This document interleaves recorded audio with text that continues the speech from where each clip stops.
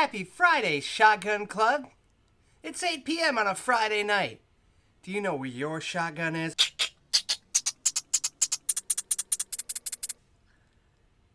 This Friday night Shotgun Club is brought to you by... This Friday night Shotgun Club is unofficially brought to you by Bell's Lighthearted, whether they like it or not. It's 8 p.m. It's Friday. Do you know where your shotgun is? So I'm going to go over a few tips for you so we can abuse alcohol appropriately from a social distance. First things first, you need a canned beverage of sorts. We can go beer. We can go LaCroix. You just need a 12-ounce canned beverage. We're not trying to set records. It's fine. Some cans, I've found out the hard way, aren't all aluminum on the outside, so you might want to give it a little scratchy. Make sure there's not some sort of wrapping instead of print on the can. Some microbreweries, Dark Horse, found out the hard way that they actually have a wrap around them that makes shotgunning nigh impossible. Don't shotgun Scotty Karate. Just drink it like you should. It's delicious. Don't abuse it that way. So let me just show you some technique here. Come on down.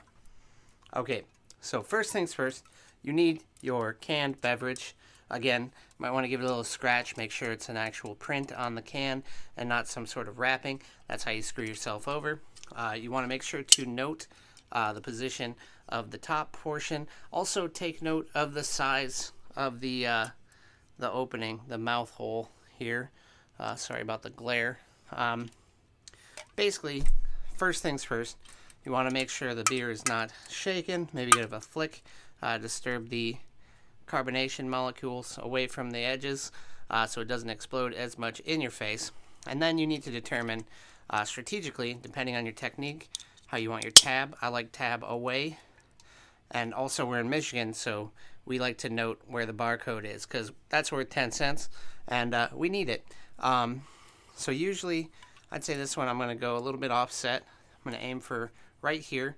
You want to go low on the can so that you get maximum drainage and that you don't have anything left over that you have to tip back. You want to have the hole be as close to the bottom seam as possible. And also I said note the size of the mouth opening, the wide mouth can. It's that wide for a reason. That's the size of the hole that you want.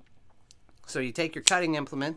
In this case, I'm going to go over some techniques over the next couple of weeks.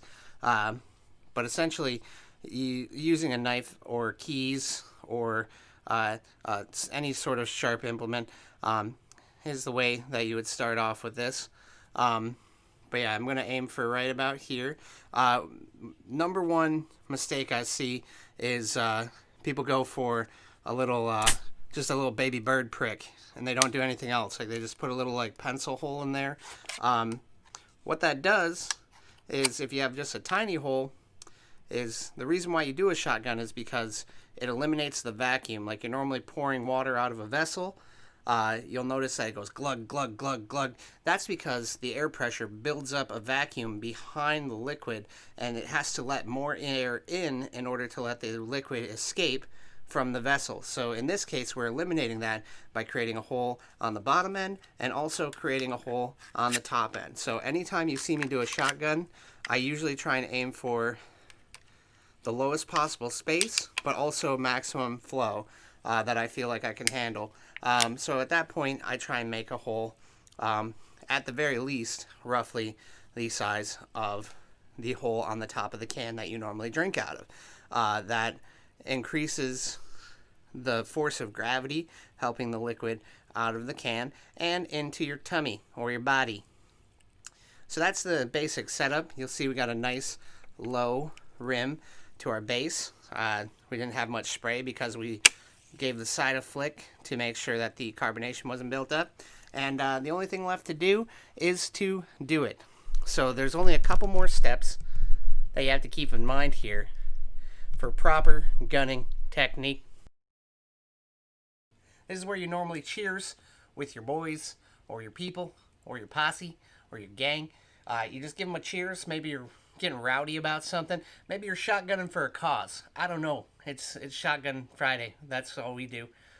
Abuse sparkling water from a social distance. That's what we're up to. Getting fit. So yeah. This is the part where I see some people really mess up.